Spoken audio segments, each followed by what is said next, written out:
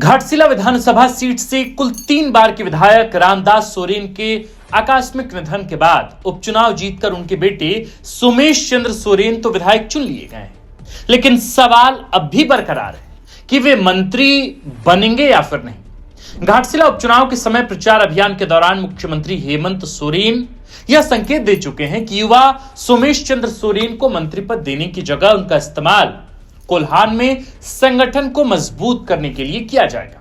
ऐसे में बड़ा सवाल है कि रामदास सोरेन के आकस्मिक निधन के बाद खाली पड़े मंत्री पद पर कौन सा झामुमो विधायक विराजमान होगा। रामदास सोरेन की जगह अगला मंत्री कौन होगा।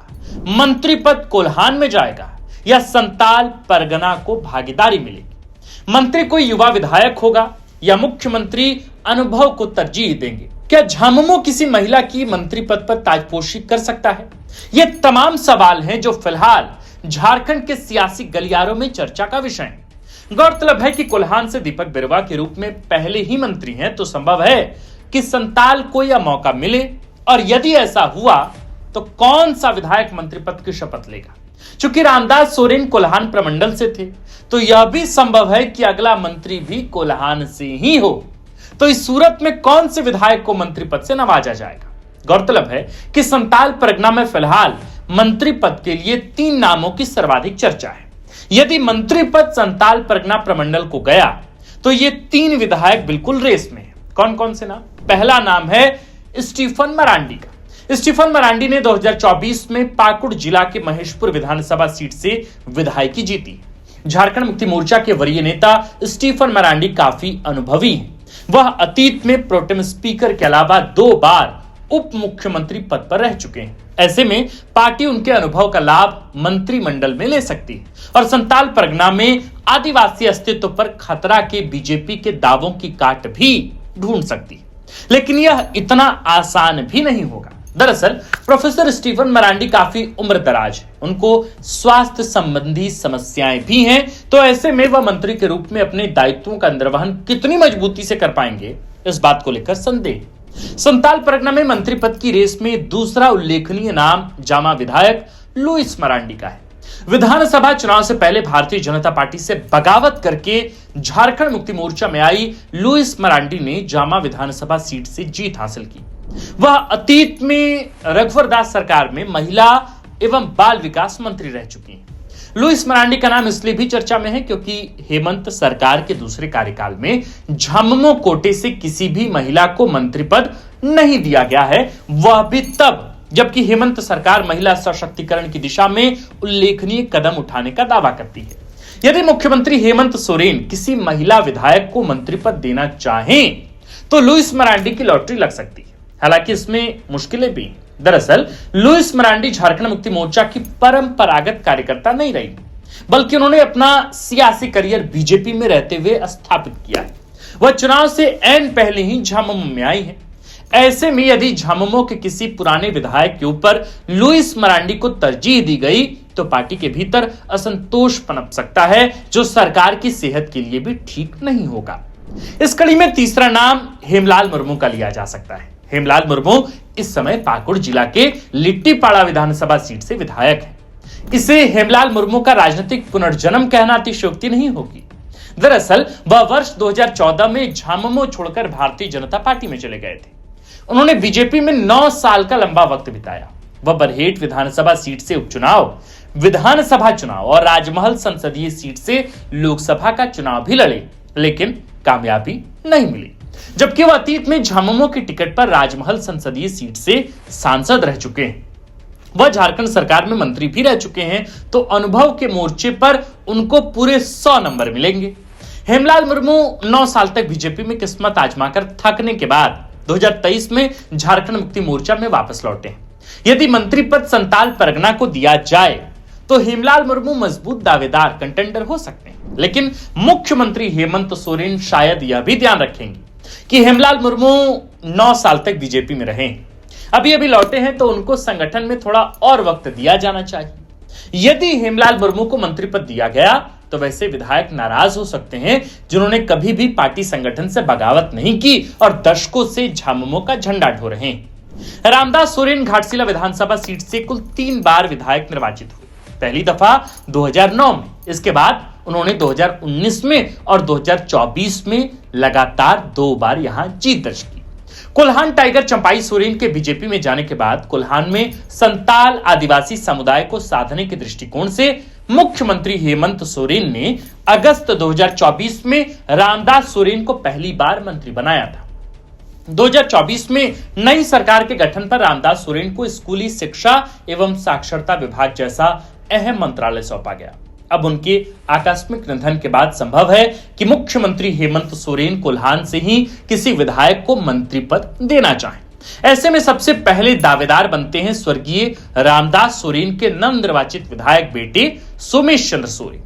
गौरतलब है कि डुमरी और मधुपुर उपचुनाव से पहले झामुमो ने बेबी देवी और हफीजुल हसन अंसारी को मंत्री बना दिया था, लेकिन घाटशिला में ऐसा नहीं किया। मुख्यमंत्री ने जरूर यहां संकेत दिया हो कि सोमेश चंद्र सोरेन को अभी मंत्री पद देने की जगह संगठन के कामकाज में खपाया जाएगा, लेकिन जानकारों की माने तो वह मंत्री पद की रेस में अब भी हैं। सोमेश चंद्र सोरेन को मंत्री पद दिलाने के लिए लॉबिंग भी तेज हो गई है। सोमेश चंद्र सोरेन के पक्ष में जो बात जाती है वो ये कि उन्होंने अपने स्वर्गीय पिता का रिकॉर्ड तोड़ते हुए बीजेपी उम्मीदवार बाबूलाल सोरेन को 38,601 वोट से हराया। यह बात सोमेश चंद्र सोरेन के पक्ष में जा सकती है।